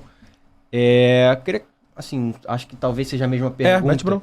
Avaliar, né? Como é que tá essa questão, como é que você vê essa briga e a posição de cada clube. Você acha que, de repente, o Vasco não entrou nessa porque, na época, seria submisso? Eu acho que você já falou um pouco sobre isso anteriormente. Eu acho que queria que você avaliasse. O Vasco não entrou por mais de um motivo. Sim. Primeiro que foi construído um cenário em que alijava o Vasco do processo, onde só o Flamengo tinha condições de assumir. Tá certo? O cenário foi construído por um flamenguista para entregar o Maracanã ao Flamengo. Vamos ser claros. Sim, perfeito. Tá certo? E aí, dentro desse processo, o Vasco não tinha condição de entrar, de apresentar proposta. A ideia era criar uma proposta que unisse. E o Flamengo até nos procurou, quis discutir, porque, obviamente, é muito melhor para ele ter o Vasco mandando o jogo lá do que o Fluminense, porque não enche, não dá torcida, não tem renda. Então, o Vasco não. Ia manter sempre o estádio cheio e isso iria contribuir para a manutenção do estádio. Mas eles queriam mandar em tudo. Queria que o Vasco viesse na carona. Eu não aceitei, obviamente. Tá certo? E o Fluminense aceitou os termos. E o Fluminense aceitou. É muito claro. Agora, é inadmissível você ter um estádio que custou ao Estado, só na última reforma, mais de 1 bilhão, e você achar que esse estádio pode ser entregue a um único clube. Que ele não vai servir para o Estado. Um Estado que tem quantos clubes? 4. Porque a gente está falando de 4, não. Todos, a gente está falando de 4 grandes. Sim. Mas e, por exemplo, o Nova Iguaçu? Sim. Não pode jogar lá? Se quiser jogar final contra... O Madureira? Enfim, o estádio é do Estado. Foi construído com o dinheiro de todos. Então, se é esse ou aquele que vai administrar, ok. Mas tem que servir a todos. Essa é a minha concepção. O gancho tá aí para isso. Você não levantou bola nenhuma. Você comentou sobre o Fluminense, que é o atual time de Germán Ezequiel, Cano Recalde, o atacante que... Muito caro. Caro? É. Por que caro? Não entendi. Essa eu sei. Essa eu sei. Essa eu estudei, tá? Estudou? Estudei. Germán Claro, Ezequiel, Cano Recalde, foi o rei da América pelo Fluminense. Foi um dos principais artilheiros e veio de graça pro Vasco. E acabou saindo de graça também pro Fluminense. Queria que você comentasse um pouco sobre a chegada dele. Como é que aconteceu? O staff foi muito bem de localizar o Germán Cano e depois a saída, obviamente, na tua gestão. Mas você chegou aí negociar pessoalmente ele, não foi? Foi. Cara, o do Germán Cano é isso. É um trabalho bacana do pessoal de avaliação que apresentaram o nome. Eu vi e aí gostei da ideia. O cara, na ocasião ele já tinha números muito expressivos jogando na Colômbia. E aí a negociação estava meio emperrada e tal. Eu peguei um avião, fui a Buenos Aires, sentei lá com eles e resolvi, né? Acertei a contratação dele. E aí esses caras que acham que sabem de tudo, né? E que tinham interesse em vender o Vasco, acharam que ele era muito caro. Então, Ele se você era tivesse um ali, jogador você caro. renovaria certamente. Mas é claro, é óbvio. Mas nós fizemos um esforço enorme de trazer um cara que pudesse ser um ídolo do clube, um cara goleador. Todo mundo fala, o Vasco tem que ter um camisa nova, o Vasco tem que ter um camisa nova. Aí você vai e traz o cara que mais faz gol, de graça. Só não sabia bater pênalti, mas também não sabe lá no Fluminense. Mas gol ele faz. Mas tudo Não, bem. nessa- Se ele gol não ele sabe faz. bater pênalti, não bota ele pra bater isso pênalti, aí, porra. É isso aí, é isso aí. Bota outro, bota o goleiro, bota o zagueiro, bota quem sabe bater. Mas o cara sabe fazer gol. Sim. Isso é coisa rara no futebol. O futebol é feito de gols. Se você tem um cara que faz gol pra cacete, aí tu vai abrir mão dele porque acha que ele é caro. E gol é É o caro. que eu costumo dizer, caro é quem ganha 20 mil e não joga. Isso aí. O cara ganha 20 mil, mas não joga, ele é caro. Se me pagasse 20 mil, ia ser caro pra cacete. E ele queria ficar no Vasco. Claro, pô, ele gostava do Vasco, tava bem lá. E aí os caras liberam o Germancano. E acho que chegou a ser segunda opção, né? Acho que segunda ou terceira opção pro Fluminense na época. Eles queriam comprar o Ricardo Goulart, alguma coisa do tipo, e acabou contratando o Aí Cano. não sei. Aconteceu o que aconteceu, né? Falando de um jogador específico. É de bronca, jogador. Então, acho que até pra gente, já que a gente tá nessa, né? Queria que você avaliasse um pouquinho também, já que a gente já entrou algumas decisões da presidência após a sua, que foi a do Jorge Salgado. Queria que você, assim, como é que você avalia a gestão dele, assim? Essa risadinha me pega um pouco. É pra falar a verdade? Ah, claro! Claro, acho que é o que a gente mais quer acho que saber. foi sofrível. Não. Você pega, deixa o teu time cair. Você entra dizendo que entende muito mais de finanças do que o presidente anterior. Que tá a um telefonema de qualquer clube da Europa.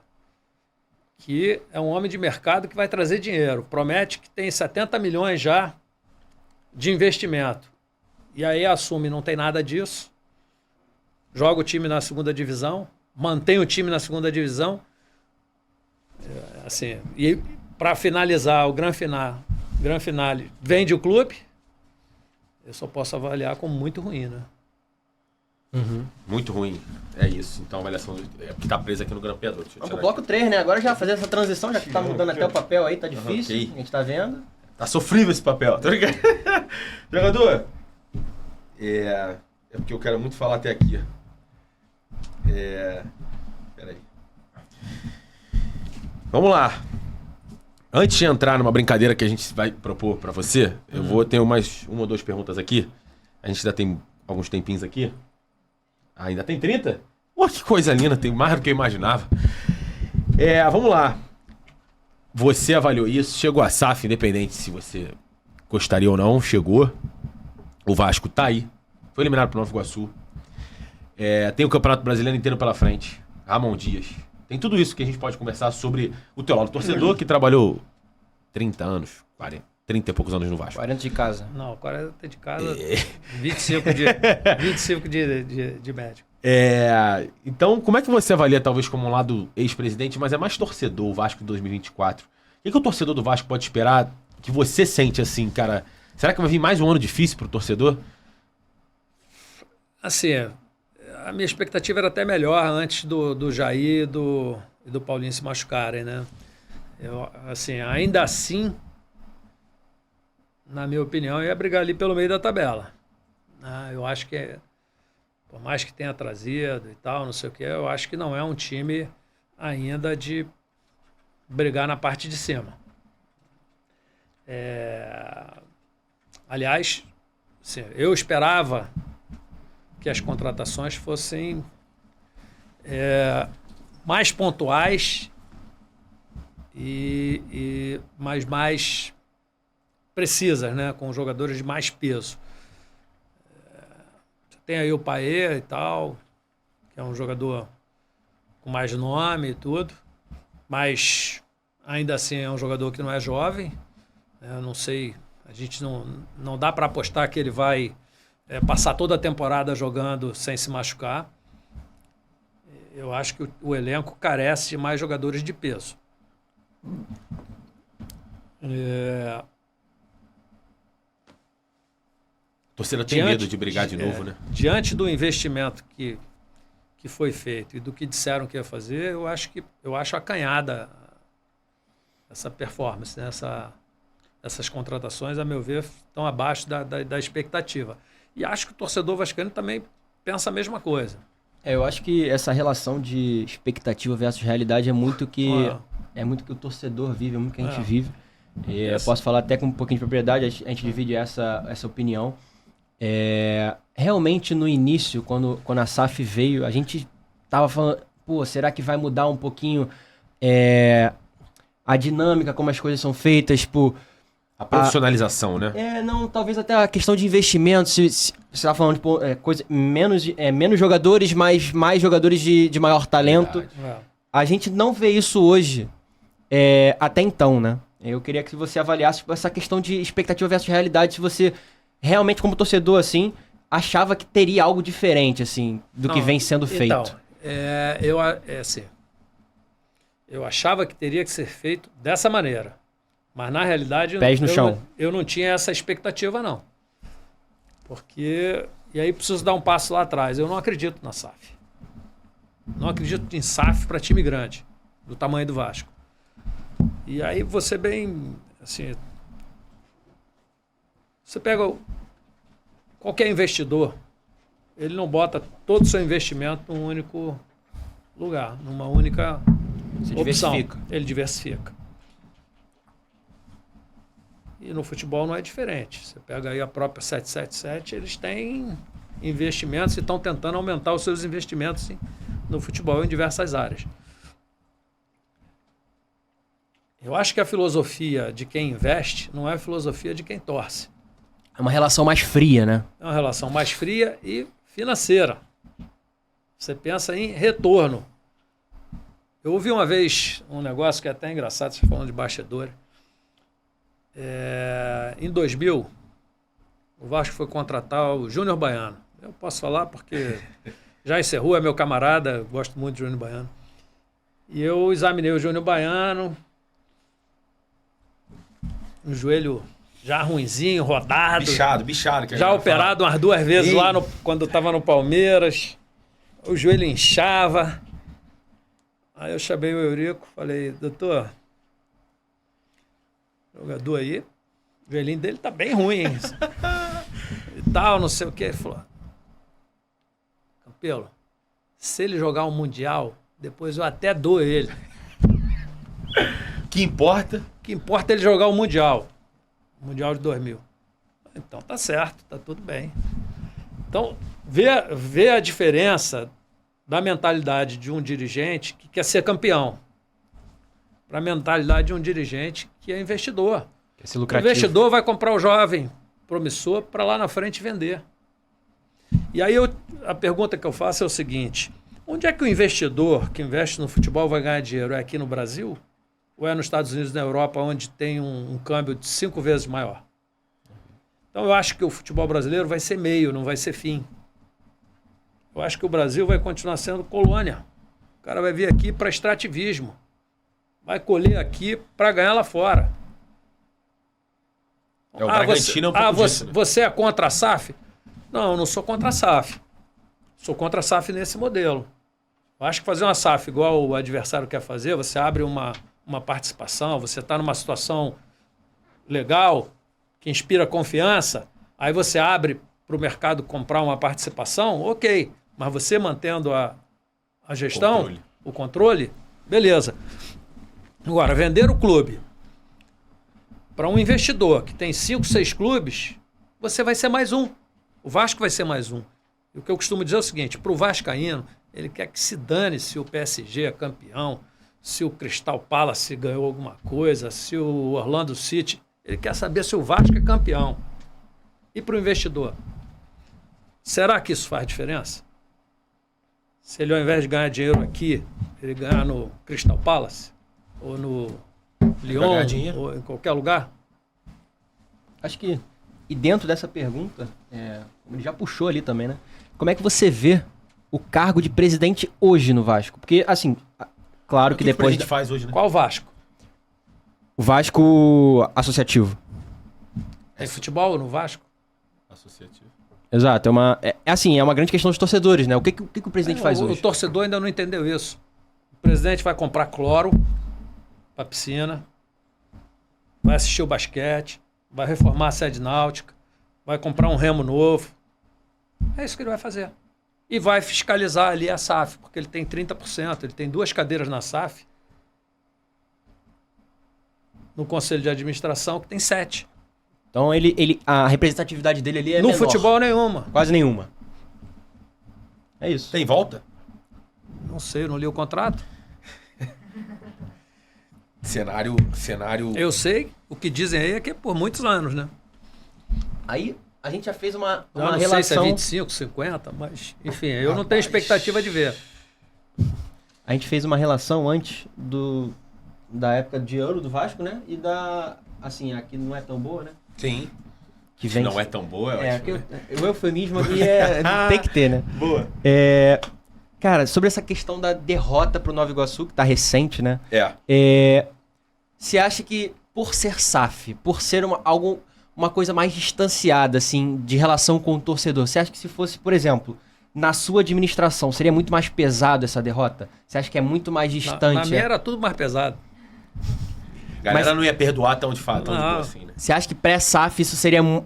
por exemplo, essa derrota em campo seria muito mais pesada? Semifinal de Carioca, sem pra um dúvida, time de sem menor dúvida. expressão. Sem dúvida alguma. A galera ia pegar mais no pé. Realmente. É porque, assim, você não sabe quem cobrar hoje. Não é isso? Vai lá em Miami. Jogador, venha, tu puxa daqui e eu puxo daqui pra baixo, Até o... esse aqui mesmo. Tá bom, tá bom. Mestre, seguinte, Campelo, a gente quer fazer uma brincadeira que a gente faz sempre. Nada pra comprometer, né? Nada, não é realmente bem de boa. É só uma brincadeira de fim de podcast, a gente tá se encaminhando pro final, inclusive antes de começar essa brincadeira, a gente queria agradecer mais uma vez a você por ter topado participar, por ter entrado na resenha de cabeça, porque a gente tá vendo que você tá solto, tá querendo resenhar e tá, enfim, tomara que você perceba que a gente tá aqui pra isso, pra só trocar uma ideia e falar sobre bastidores. A gente vai te falar uma palavra e você retorna com a primeira frase ou palavra que vier na tua cabeça. Pô, sou muito bom nisso não, mas vamos lá. Vambora. É assim, uma palavra e aí você fala, sei lá, podcast, luz. Mas não precisa ser, podcast, uma iluminação azul, sabe? Só um exemplo aqui pra gente entrar na brincadeira. Se der ruim também, editor tá aí pra isso. A gente tem que pagar tá ali, também pra alguma coisa, ela né? corta ali, de boa, tá tranquilo. Tá tranquilo, vamos embora. Vou começar, Vambora. hein? Vai que vai. Eurico Miranda. Grande dirigente. John Textor. Cara, uma incógnita. São Januário. Casa do Vascaíno. Pedrinho. Excelente atleta. Maracanã. De todos. SAF. Bom pra pequeno. Germán Cano. Super artilheiro. Nova Iguaçu. Ótimo time. O Fluminense é, Pequeno. o Flamengo é, Urubu. Júlio Brandt.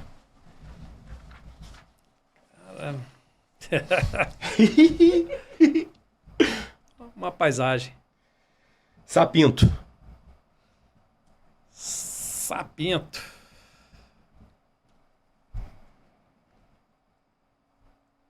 O silêncio. É. Luxemburgo. Um retrato do futebol. 777. Mistério. Ramon Dias. Grande treinador. Seleção brasileira. Acho que já foi paixão nacional. Jorge Salgado.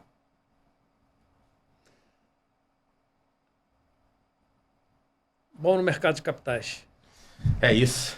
Fechamos. Cadê as palmas? Hein? Tá bom, tá bom. Esse bate-volta é bom pra corte, que a gente faz uns cortezinhos maneiros, viraliza. Tô brincando. Ah, Campelo, 1 trilhão de obrigado mais uma Nada. vez. Queria te agradecer a participação por ter topado chegar até aqui, trocar essa ideia até o final. Entrado, como eu falei, de cabeça na ideia. Realmente, bastidores, espero que você tenha se sentido muito bem participando do Basquecast. tranquilo. Curtiu o papo? Às vezes é leve, às vezes não é. Eu tirei muitas dúvidas sobre o meu joelho. Não tem problema nenhum de falar de nada. Aí. Assim que é bom, Vida pessoa toda. esclarecida, é bom pra caramba. Rodrigão, Sempre mais, prazer. Sempre mais prazer. um podcast ao seu lado, meu camisa 5. É isso, Eu é não isso. devo nada a ninguém. Não tenho nada para esconder. Então, para mim, qualquer assunto Tá ali pra não falar. tem problema. É isso. Pode gostar, não gostar, mas... É o que a gente fala, que é um canal pra dar voz também. vai xingar. Desculpa, foda-se. E assim encerramos o BaixoCast. Desculpa, um abraço, até a próxima.